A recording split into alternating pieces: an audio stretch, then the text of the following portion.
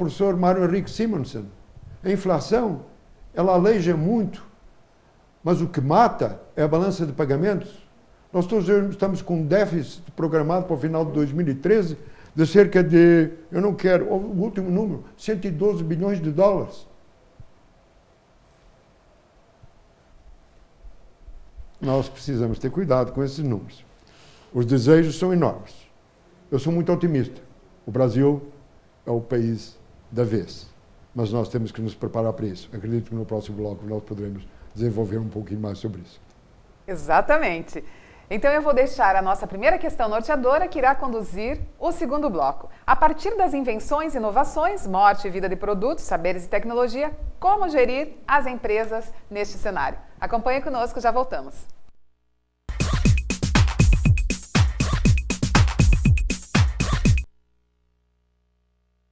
Tudo começa pelo diálogo. Afinal, na cidade onde o abstrato conversa com o figurativo e o sagrado convive com o profano, é que nasceu uma escola de negócios que fala com o mundo. A ESAD, a melhor escola de negócios da Europa, se uniu à FI Business School para trazer para o Brasil o AMP, Advanced Managing Program, o programa de direção geral voltado a executivos que querem dominar a língua do sucesso. ESAD, o diálogo profissional e o acadêmico no mais alto nível.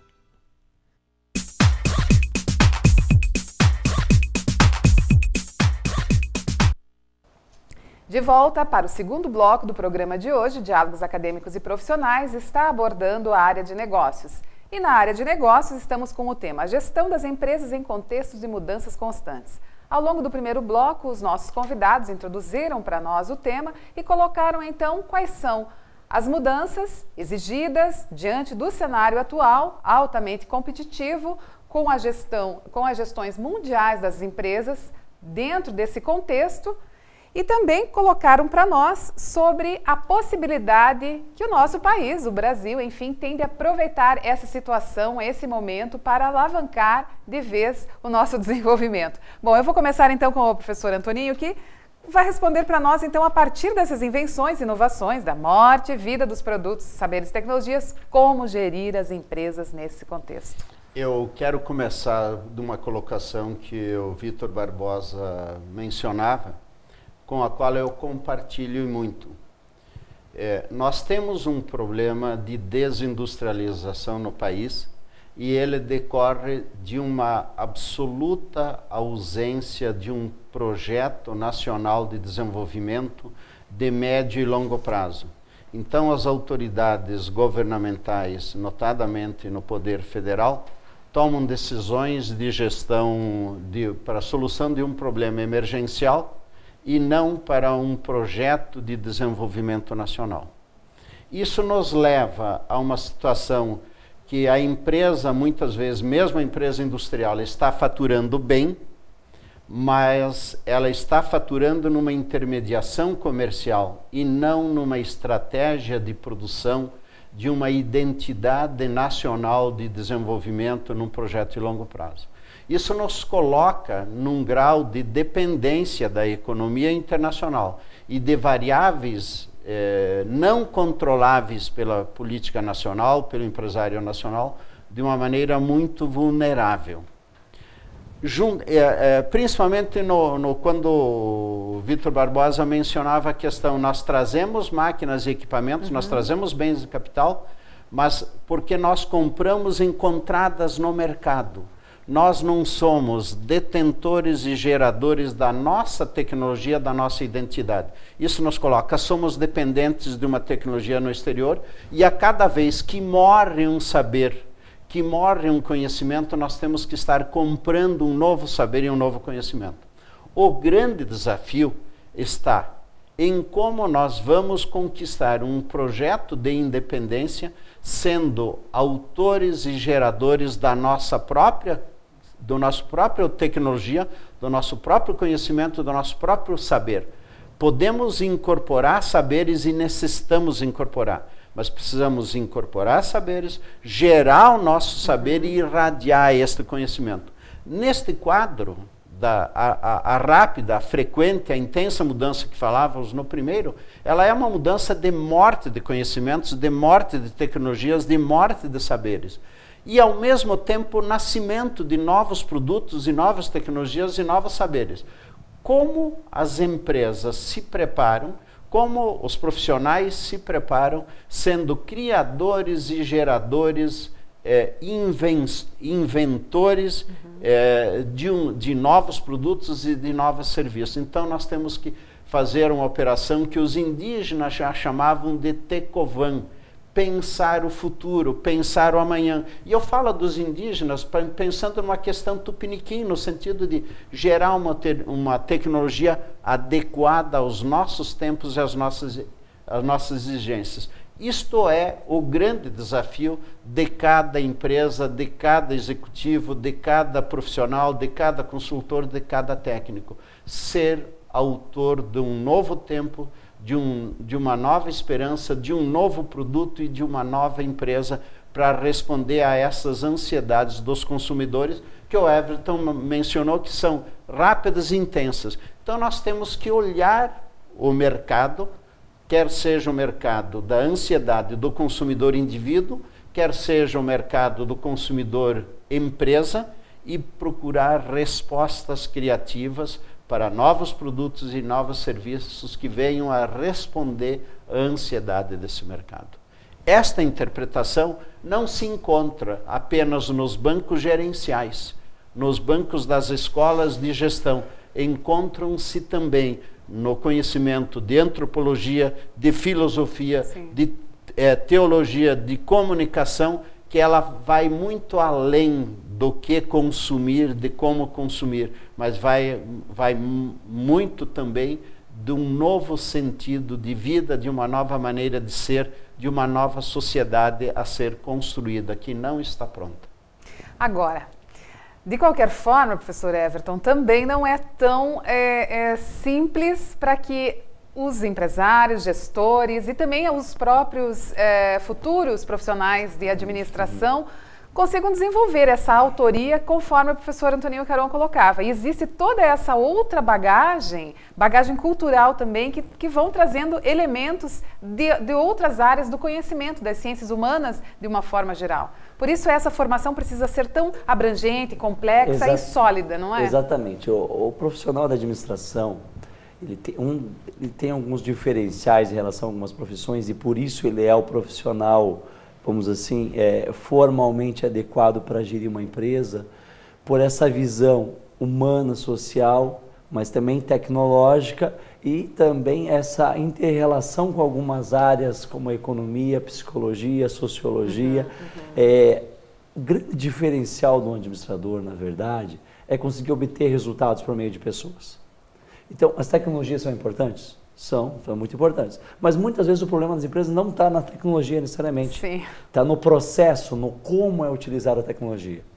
Nós conhecemos aí, fazendo visitas constantes nas empresas com tecnologias de ponta, só que são usadas de forma inadequada, porque o processo está incorreto, ou a forma de gestão das pessoas mesmo. As pessoas não geram os resultados que a empresa previa.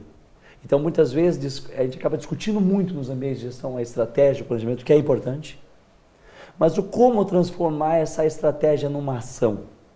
Como conseguir o resultado na estratégia? Quem vai conseguir os resultados são as pessoas, tendo processos claros, bem feitos. Então, um grande desafio hoje que nós vemos para um administrador, para um profissional de administração nesse contexto atual, é como eu escolher as pessoas certas, preparar essas pessoas e conseguir que elas tenham os resultados que a empresa almeja, que não infringam as questões legais, as questões éticas, morais, que são valores muito fortes que nós trabalhamos na FAI. Então, os desafios são grandes. Hoje é um mercado que quer inovação, é um mercado que muda, é uma crise da Europa. Sim. Temos oportunidade? Como o Vitor falou, talvez temos algumas, outras não são oportunidades tão claras hoje, mas há um desafio muito grande do nosso profissional entender hoje que o grande recurso que ele vai estar trabalhando não é só o tecnológico, é o humano. E é um recurso hoje que está um pouco diferente do que era uns anos atrás. É um ser humano é um profissional que tem mais informação, talvez não aprimore tanto conhecimento dessa informação, que ele é um pouco mais apressado. E como eu traduzir toda essa estratégia para esse novo funcionário? como administrador, poder traduzir todos os anseios da empresa, tudo que o mercado consumidor quer, o que os concorrentes estão fazendo e fazer, gente, o nosso processo de implementação tem que ser assim. Né? Construir times vitoriosos, esse é um grande desafio, não é só a tecnologia, e sim a tecnologia humana que ela precisa ser aprimorada. Né? A tecnologia, vamos dizer assim, de manufatura é importante? Muito importante, mas tão importante é a manufatura humana. Se eu conseguir desenvolver talentos, formar times vitoriosos, muitas vezes até com um nível tecnológico um pouquinho menor, eu consigo ter um resultado melhor. É interessante, professor Everton, que antes de iniciarmos o programa, nós conversávamos justamente sobre essa questão com o Vitor e ele já levantava anteriormente a gravação, sobre essa questão da tecnologia, que nem sempre a tecnologia é a única alavanca, e nós colocamos isso, conversamos bastante sobre isso antes do programa. Então, por favor, Vitor, vamos pegar esse gancho da fala do professor Everton. A fala do professor Everton é música para os meus ouvidos. Sim. Eu sou apaixonado pela faceta de cidadania, diria assim, dentro da empresa. Vivi isso com muita intensidade, como sabe, eu fui presidente de uma organização europeia, com grande destaque, sempre com contribuições da responsabilidade social corporativa, onde existe com muita ênfase o tratamento humano e o envolvimento da parte social no comportamento da empresa. É aí que eu acho que a coisa tem que tocar muito forte no comportamento empresarial brasileiro. A responsabilidade social corporativa, o envolvimento da pessoa no dia a dia, no comportamento. O tripé da sustentabilidade está aí para definir, hoje não é mais o tripé, hoje é um tripé de 5 pernas, começam a haver outros fatores da responsabilidade social corporativa que antes de ser para fora tem que se olhar para dentro da empresa. Não vale a pena apenas fazer o bem através de creches, com a prefeitura, apenas para ganhar um diploma ou uma medalha, ou que o presidente seja lembrado em determinados dias do ano. Tem que se olhar para dentro da empresa com todas as suas atividades sociais, o envolvimento de todos os seus entes e participantes no desenvolvimento da empresa em todos os seus detalhes e envolvimentos. Isso é extraordinariamente importante para o sucesso de qualquer empresa e no desenvolvimento tecnológico, social. Tudo isso está ligado e envolvido. Mas tem que se preparar na escola a isso.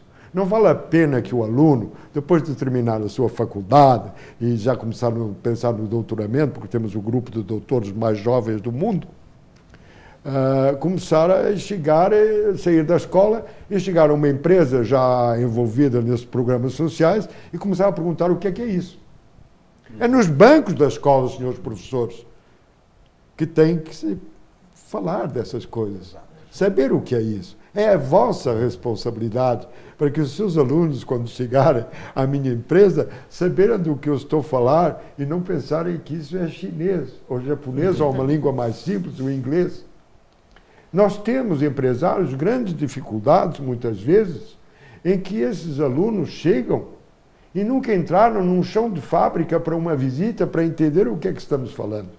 A necessidade fundamental, rigorosa, para que os alunos não façam apenas uma meia hora de visita a uma fábrica durante as suas horas, os seus anos de faculdade. Eles têm que saber do que é que estamos falando, porque senão parece um elefante quando chegam para a sua prática. Há que haver uma relação, professor. Eu quero pegar uma carona nessa sua proposta, e um dos programas que nós mais temos discutido nesse momento dentro da universidade é gerar em coparticipação com as empresas a oportunidade dos nossos alunos acompanharem a vida de um executivo, ou se exercitarem no chão de fábrica de um diretor de produção, de um gerente de produção, de um mestre de produção, para que ele observe o dia a dia, ele acompanhe, ele aprenda, ele vivencie. Mas mais do que levar o aluno para dentro da empresa, o nosso grande desafio hoje é trazer o empresário para dentro da universidade, como nós hoje contamos com a presença nesse debate do Vítor Barbosa. Trazer o empresário para o debate, para a discussão, para a reflexão, para o encontro dos pontos contraditórios e da contradição construir uma nova maneira de formar.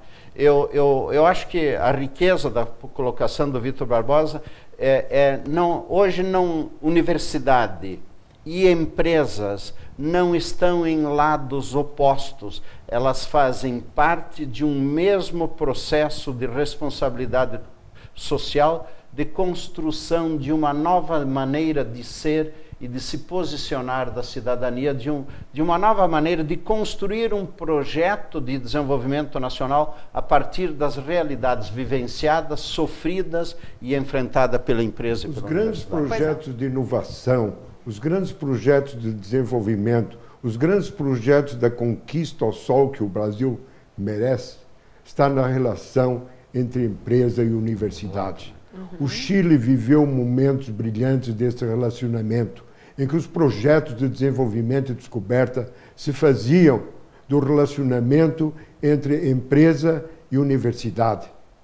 Não eram os consultores americanos, franceses, italianos que desenvolviam projetos necessários ao desenvolvimento. Era a relação e o acreditar. O empresário acreditava que a universidade lhe possibilitava, através dos seus professores e da descoberta que a universidade proporcionava, as necessidades chilenas do seu desenvolvimento de farinha de peixe, de agricultura, etc, etc. Nós tivemos coisas semelhantes. A Embrapa, o grande sucesso mundial, já alguém se esqueceu da grande e maravilhosa descobertas que a Embrapa fez do relacionamento entre empresas e universidades? Onde está isso? Onde está a nossa memória? Será que temos uma memória tão curta? Será que não podemos repartir isso? O grande problema nosso, minha senhora e senhores professores,